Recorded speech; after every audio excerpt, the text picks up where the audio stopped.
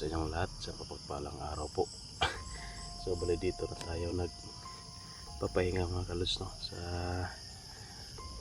gumawa po tayo ng kubo-kubo dito para masisilungan natin. So umaga na po, medyo matagal tayo nagising, no? At tahimik naman sa paligid mga kaidol. Wala po tayong na mamasdan na kakaiba, no? So yan, medyo may kadiliman pa kaunti.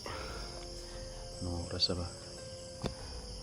Yun, 5 AM ng umaga dito mga kalods sa bundok.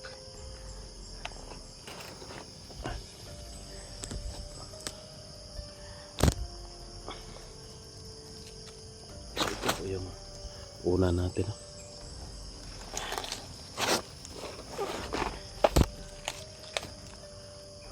Mag-ano na po tayo,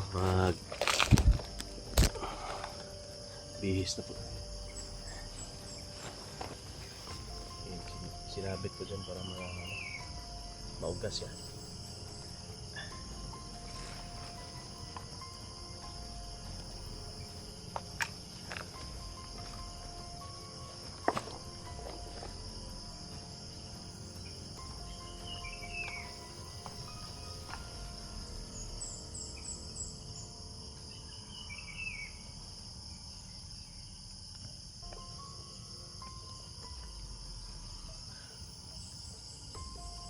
Open area pala ito, nagawan ko ng kubo pagabi.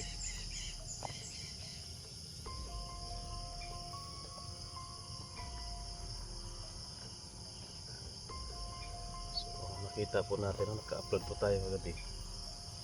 Nakita po natin yung video ni Boy na in-upload ng mga bandito. Nandoon po yun sa kubo kung saan nagsaing kami ng kanin ni Brad Pitt, no, sa Kawayan. Bali doon po tayo papunta ngayon mga kaidol.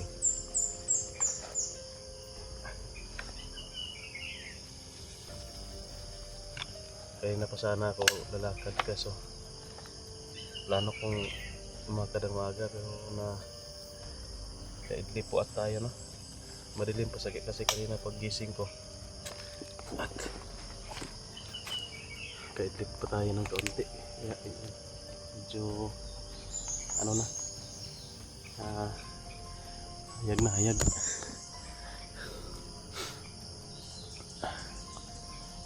Ito po yung ano natin, kubo.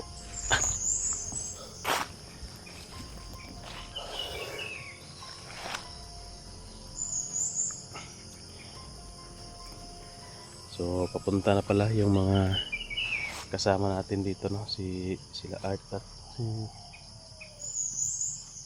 utol natin, Rene.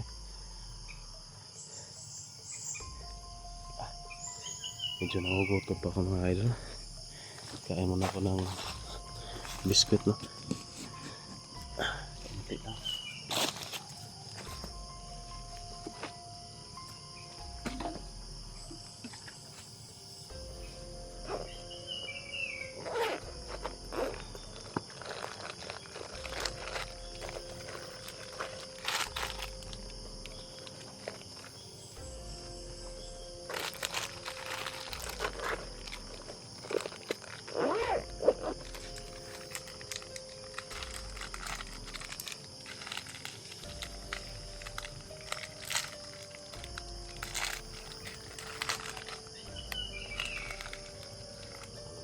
Natin durog na.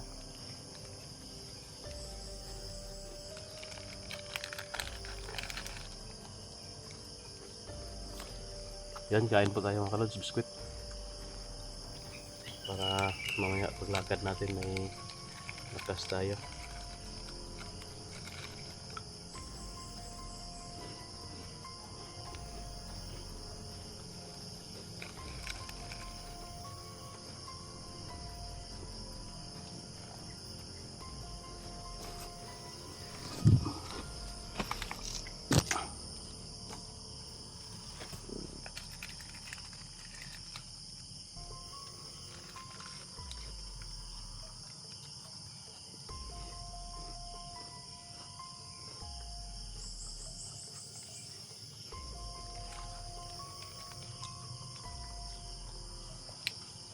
hindi na ako nag video ng gabi kasi madilim, hindi tayo pwedeng magpailaw kasi magpailaw tayo madaling makita, no? Kahit sa malayo makikita tayo kasi yung ilaw maliwanag.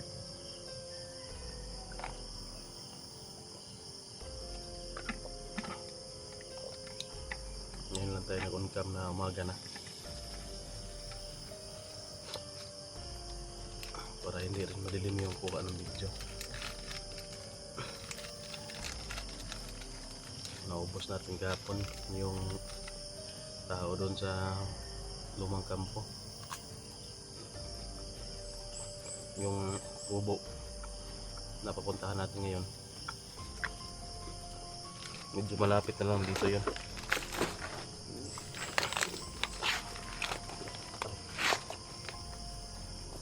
Doon tayo papunta ngayon.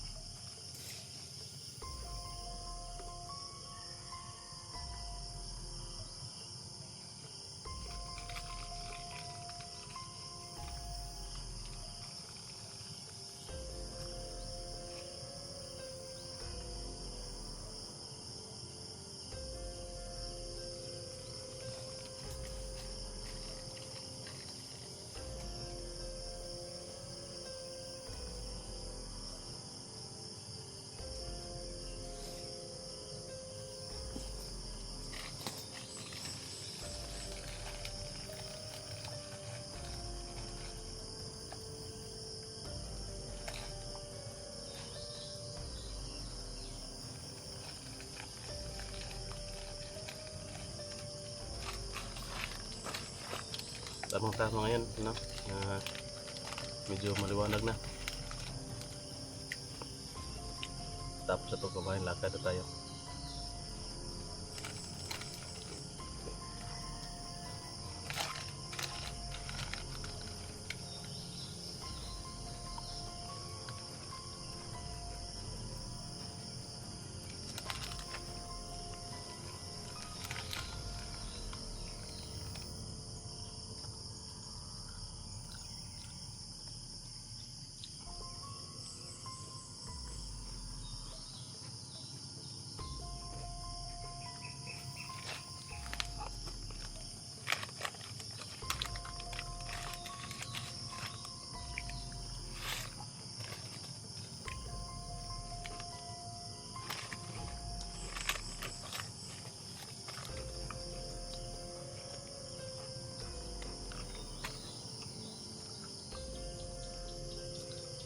Baba, no?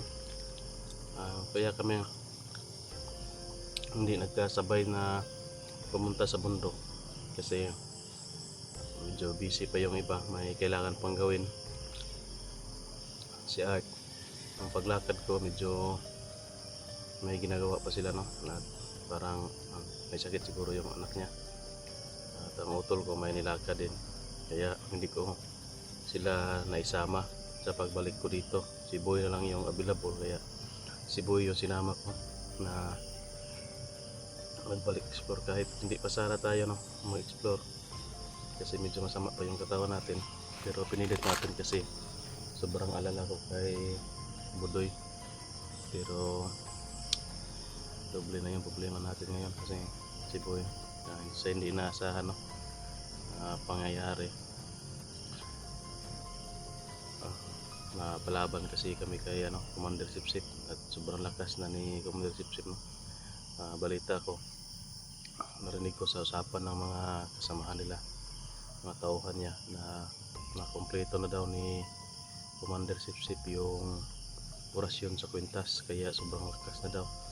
At sabi wala na daw makakatalo, no, kay Commander Sipsip. Kaya yan po yung iiwasan muna natin ngayon na masagupa natin, baka hindi natin kayanin ba. So sana hindi natin masagupा si Commander Sipsip sa lakad natin ngayon.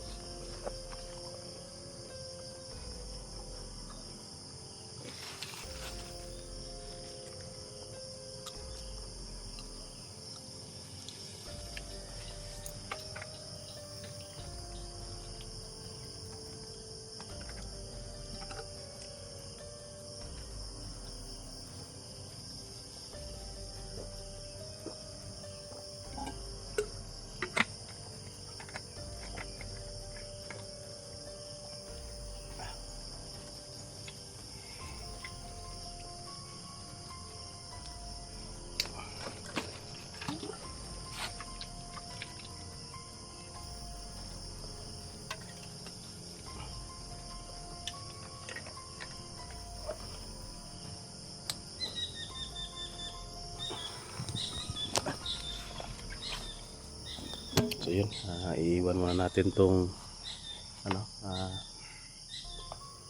kubo na ginawa natin.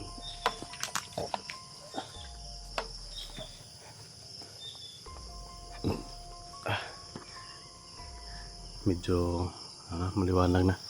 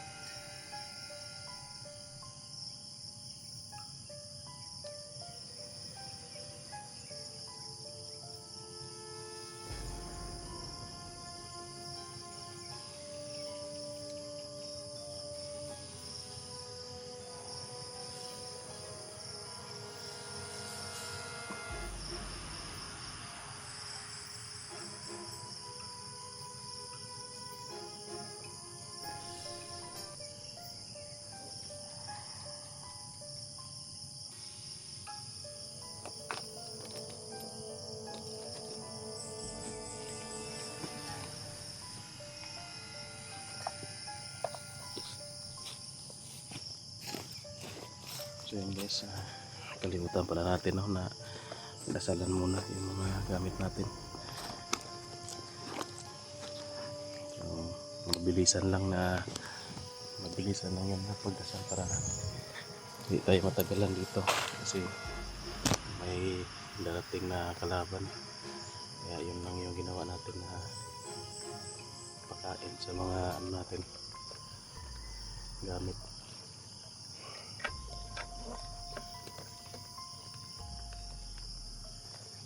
So alis na tayo dito guys.